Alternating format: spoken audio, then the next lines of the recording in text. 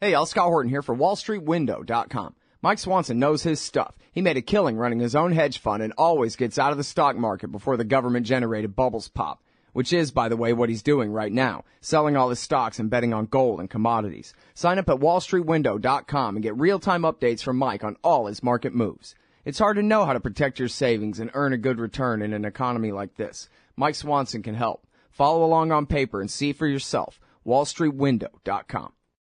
All right, you guys, welcome back to the show. I'm Scott Horton. It's my show, Scott Horton Show. All right, introducing our friend Phil Weiss, keeper of the Mondo Weiss blog. I say it that way because there are a lot of great writers there besides him, and he's one of them. But so are a lot of others. I really hope that you guys will sign up for the morning email and the rest of it and keep a very close eye on the Mondo Weiss blog. It's really great stuff all the time. Welcome back to the show, Phil. How are you? Great. Thanks, Scott, for having me.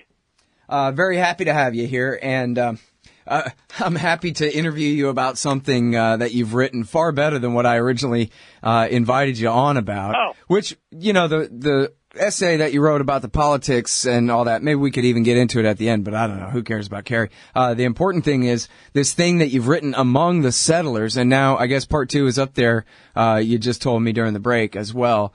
And this is about your recent trip to the West Bank. And do I understand you right, sir, that you've been to the West Bank before, but you always stayed with Palestinians, and now this is the first time that you stayed with Jewish settlers on the West Bank and learned all about the situation from their point of view. Is that correct?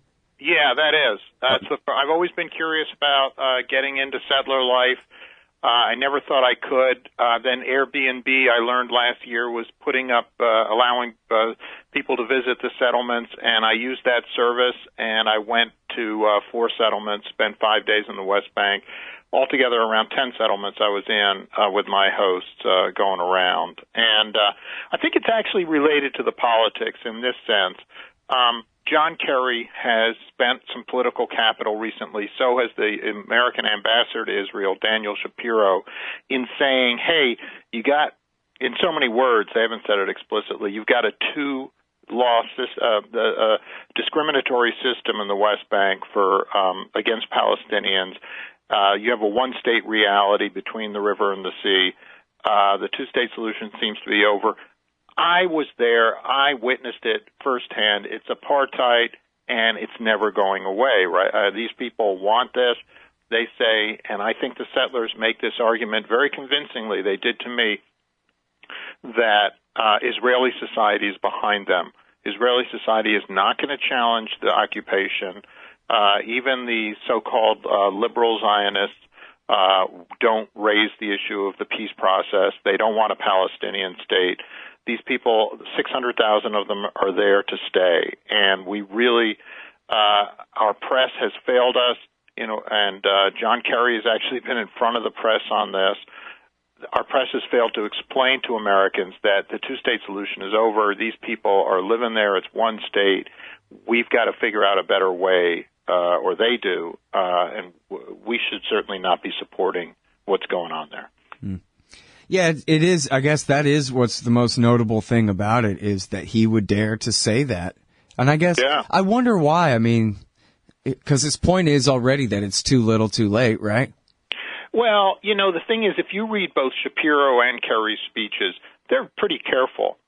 They don't go quite that far. It's just a couple of comments in there in each case.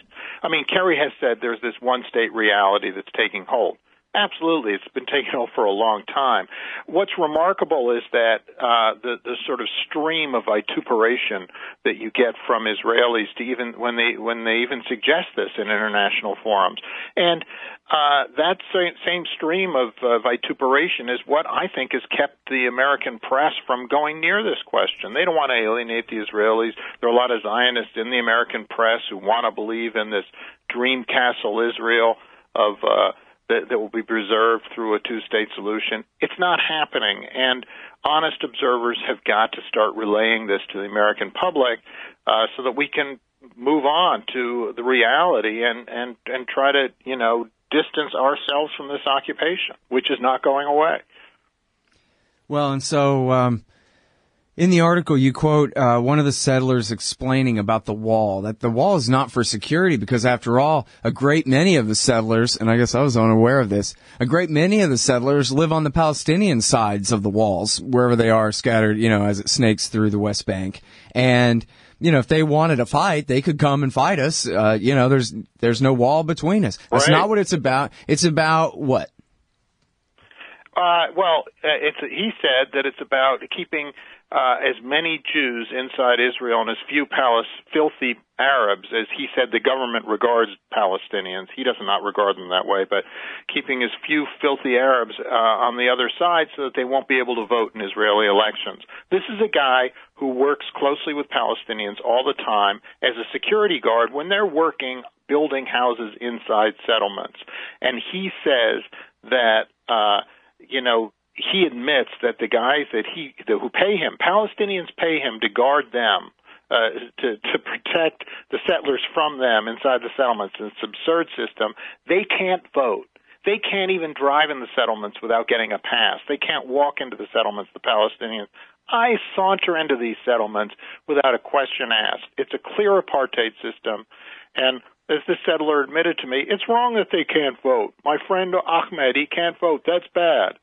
And, but every settler I talk to has no plan in mind for the time that these people can vote in any near future until they accept the Jewish state of Israel or other such absurd demands of people who are living under a government that they don't have any consent to. Mm-hmm.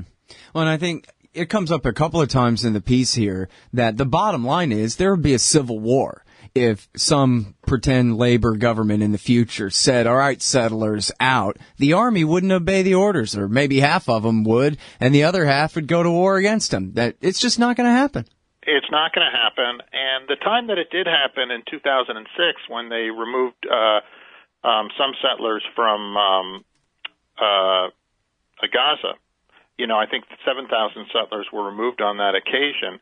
And, the settlers now say, well, look what happened in Gaza. They're never going to, and the whole society, the whole of Israeli Jewish society says, hey, we did it in Gaza. We're not going to do it again because we don't want to create a hostile Palestinian entity on the West Bank. We don't want a Palestinian state. I think that is actually a broad consensus inside Israeli society. Which is why Sharon did it, too, and did it that way. That certainly, yes, I've heard that. I wasn't around for that, but I've certainly heard that argument. Yeah, that he wanted to keep the West Bank in formaldehyde, as they put it. Right. I actually have the quote here. I won't bore you, but that's what they said. This is a way to freeze the peace process and make sure that it never is carried out by doing it unilaterally the way they did or whatever. And correct me if I'm wrong, but the West Bank, Judea and Samaria, this is much more important in the minds of the religious settlers than the Gaza Strip ever was, right? I think it is, yes. Look, they have this religious ideology. You and I are not Bible thumpers, so it's hard to know how much of this gets dreamed up anyway as an ideology. But, yes, they have an ideology that this is the land of Israel, this is the Judean hills, this is Judea, this is where a Jew belongs. And they will promote that to you. I mean, it's a complete integration of church and state, which even some of the reasonable people among them seem to despair about. They realize what a demon has been created through this religious colonial project. And the thing you see is that yes, there would be. They say that they would rise up if anyone tried to remove them. And I have no doubt about that. They're leading lives that they've been there for 2 and 3 generations. Their children are building houses next to them. Their grandparents are buried there. They're just, they're not leaving, and the Israeli society generally knows they're not leaving. And so for anyone to pretend that there's an actual viable Palestinian state will be created, it's horse manure. And the more that Americans begin to understand this, the more our policy can shift to adjust to this reality. And I think that policy means separation from Israel.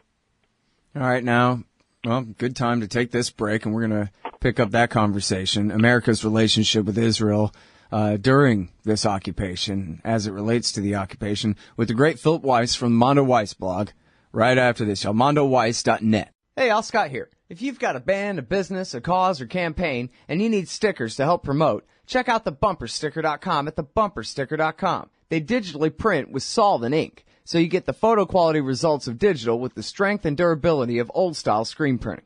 I'm sure glad I sold thebumpersticker.com to Rick back when. He's made a hell of a great company out of it, and there are thousands of satisfied customers who agree with me, too. Let thebumpersticker.com help you get the word out. That's thebumpersticker.com at thebumpersticker.com. Hey, Al Scott Horton here. Are you a libertarian and or peacenik? Live in North America? If you want, you could hire me to come and give a speech to your group. I'm good on the terror war and intervention, civil liberty stuff, blaming Woodrow Wilson for everything bad in the world, Iran, central banking, political realignment, and, well, you know, everything. I can teach markets to liberals and peace to the right. Just watch me. Check out scotthorton.org/speeches for some examples and email me, scott@scotthorton.org for more information. See you there. All right, kids, welcome back. I'm Scott Horton. It's my show, Scott Horton Show, etc. like that. scotthorton.org is the site where I keep all the archives. Sign up for the podcast feed and things. scotthorton.org. Right here, talking with Philip Weiss from the Mondo Weiss blog. He just got back from a tour of the West Bank settlements. Airbnb settlement style there. And well, he's talking about his observations of the one-state reality and the death of the two-state solution apparently quite some time ago. And then where we stopped at the break, you were mentioning the all-important U.S. role and the conversation that's got to be had here about American culpability in this. Because after all, that's why Mohammed Atta signed up with Osama bin Laden to kill 3,000 Americans, was because America paid for the Israelis to occupy and persecute the Palestinians. Yeah, I agree with you. His biographer wrote it, so. Right. And, in fact, I was... in one settlement I was at, I didn't put this in the article, but my host said, "You see that hill over there? There's a resident of that hill that you guys are paying room and board for." I said, "Who's that?" Sirhan, he said. He left this part of Palestine and was so angry at Bobby Kennedy that he went and killed him in 1968. And so I think that there has been a long, there's obviously this is our support for Israel has embroiled us in a conflict that I don't think we really have a dog in that hunt. Or if we do, it's on the human right. It should be the human rights cause, which is that of the Palestinian oppressed peoples. Just as we ended up siding with the black people who had no rights in South Africa. This is what we should be doing here, too. Yeah. And the thing is, it's especially interesting to me for right-wingers who support all this when Israel has a very socialist economy and health care for all and free education for all in ways that conservatives don't support in the United States, but it's American money paying for it all, right? Or am I overstating the extent of that? Well, I don't know if we pay for it all, but we certainly subsidize that economy. No, but I mean, their economy is a very socialist one, much more so than Americans would support here, right? I don't know about that, actually, because I think that they started out socialist. Certainly I think they have a better health care system than we've got in terms of providing health care. But I think there's a lot of... better meaning taxpayers pay for it rather than customers. You got it. You got it. So that's not better to me necessarily, but it's making the point that this is, when they say America pays, a third now of Israel's military budget every year, and these dollars are fungible. He could just as easily say, we're paying for their socialist state so that they can afford this military. But then a right-winger will cry. That is an interesting line. I would be curious to see why. I mean, I guess I'm waiting for Trump to say that. Trump is, said a couple of other things that are a breath of fresh air on the wall. He said that Hillary supports a wall in Palestine that discriminates against people, but she's against the one that he would put on the Mexican border. So he's just pro-wall. He ain't against that one, only for this one too. But no, I understand your point, though. Yes. That's funny. So I don't know. I mean, I wonder how much of this is going to break out in the next, in this political cycle we're in. I'm hoping a lot. I mean, I've always looked to the Democratic Party because there the base is the values of the base. Progressive values are completely, opposed by Israel in its treatment of Palestinians. I mean, it's an apartheid state. And yet, the Democratic Party is more supportive of Israel than just about anybody. Do you think there's a change coming in terms of official annexation of the West Bank and let's stop pretending here kind of thing? I don't think so. I think that what I observed was that people said that, look, the liberal left side completely understands we're not leaving. They're not even talking about the peace process. They folded in with Netanyahu. There's a broad center in Israeli public life. But the elites are always going to talk about a Palestinian state because they have to. Netanyahu will continue to talk about a Palestinian state.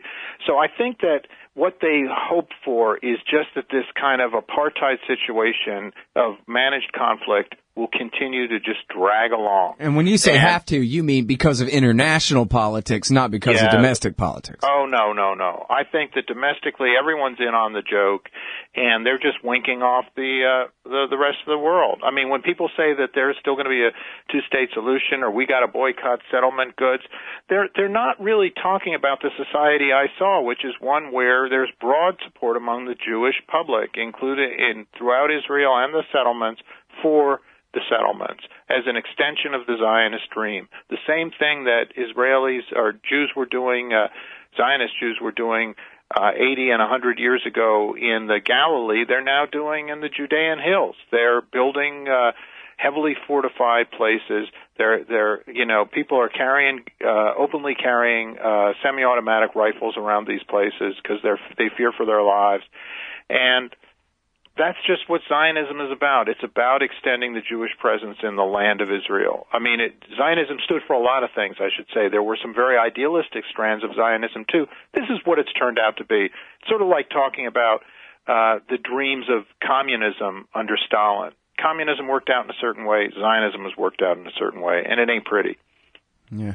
Well, now, so in the last elections, Netanyahu admitted the truth domestically. I guess he should have just said it in Hebrew or something, but he did say that, no, there will always only be one Israel between the river and the sea, which seemed to be pretty much a proclamation of, one step beyond just de facto annexation at that point even. But so, I guess what you're saying, though, is as long as they don't make that final step, then they can call it something less than outright apartheid. They can just keep pretending someday there will be an independent Palestine and never admit that, no, it's all just Israel with the Palestinians as the rightsless and the occupied within it. Right. I think that is their game right now, that they can't state that openly because the wave of international isolation would just mount enormously. Now, that wave is starting anyway, as it should, because people see through the hypocrisy. But as one settler said to me, there's what you think, and then there's what you say and what you write. And Netanyahu doesn't mean any of this. It's just lip service. And so I think that increasingly you see foreign leaders beginning to call them on this, and the wave of Palestinian stabbing attacks, these young people really giving up their lives to oppose occupation by attempting to stab soldiers and sometimes civilians too, yes. I think that is drawing attention to this very cruel and brutal conditions. Isn't that straight out of the Bible, too? I think you and I might have talked about this years ago in the context of suicide terrorism, that it's in the Bible that this is what Jewish, whatever they were called, they had a name for them, I forget, who would attack the Roman soldiers. There'd be 3 Roman soldiers. They knew they were going to die, but they'd stab one and then get stabbed, right? I got to look that up. Scott, I've got a Bible right here on my desk, and maybe it's going to take me a little while to find. But I'm the least biblically literate person you've ever met. I admit that, but I learned that from somebody who knew what they were talking about. I'm pretty sure. I like it. That was, and in fact, that was like part of what, according to the mythology, was what angered the Romans so much that they ended up, kicking them right out. That they fought back when they should have bided their time, or that kind of thing was part of the story. Well, and certainly Jewish terrorism was a large factor in the creation of the Jewish state. Israel was founded in part because the colonist was forced out. The colonists being, the British had the mandate from the League of Nations to, sort of supervise these two populations, and the Israelis, the Jews, wanted them out of there, so they committed a lot of acts of terrorism in 1946 and 47. And, the British said, no mas, and they got out. So you can understand why, I can understand why Palestinians are doing what they're doing. I don't approve of it, but it's certainly not a surprise. Yeah. Well, and of course, that's all I meant to say, too, was, you could look at any of these things like it's just a social experiment or something. What happens if we cut off capital to this neighborhood? Will the crime rate go up? Yep. Yeah. You know what I mean? Like, that's kind of thing. What'll happen if we occupy these people, Yes. And, as Dennis Ross says, there's never been a benign occupation. Why is Dennis Ross, Israel's lawyer, working in the United States government, or has he been so steadily for administration after administration? It's because of the Israel lobby, and I think that's really at the heart of this. All right, y'all, please go to mondoweiss.net and read it. Among the Settlers, Part 2 is up there now as well. Thanks, really great work that you've done here, Phil. Appreciate it, man. All right, see y'all tomorrow. Thanks. Talk to you soon. Hey, y'all, Scott Horton here for Liberty.me, the great libertarian social network. They've got all the social media bells and whistles. Plus, you get your own publishing site, and there are classes, shows, books, and resources of all kinds. And I host 2 shows on Liberty.me. Eye on the Empire with Liberty.me's Chief Liberty Officer Jeffrey Tucker every other Tuesday, and The Future of Freedom with FFF founder and president Jacob Hornberger every Thursday night, both at 8 Eastern. When you sign up, add me as a friend on there. ScottHorton.Liberty.me. Be free. Liberty.me. Hey, Scott Horton here to tell you about this great new book by Michael Swanson, The War State. In The War State, Swanson examines how Presidents Truman, Eisenhower, and Kennedy both expanded and fought to limit the rise of the new national security state after World War II. If this nation is ever to live up to its creed of liberty and prosperity for everyone, we are going to have to abolish the empire. Know your enemy. Get The War State by Michael Swanson. It's available at your local bookstore or at Amazon.com in Kindle or in paperback. Just click the book in the right margin at scotthorton.org or thewarstate.com. Hey, y'all, Scott here for Samurai Tech Academy at mastersamuraitech.com. Modern appliance repair requires true technicians who can troubleshoot their high-tech electronics. If you're young and looking to make some real money, or you've been at it a while and just need to keep your skills up to date, Samurai Tech Academy teaches it all. And they'll also show you the business, how to own and run your own. Take a free sample course to see how easily you can learn appliance repair from mastersamuraitech.com. Use coupon code Scott Horton for 10% off any course or set of courses at mastersamuraitech.com.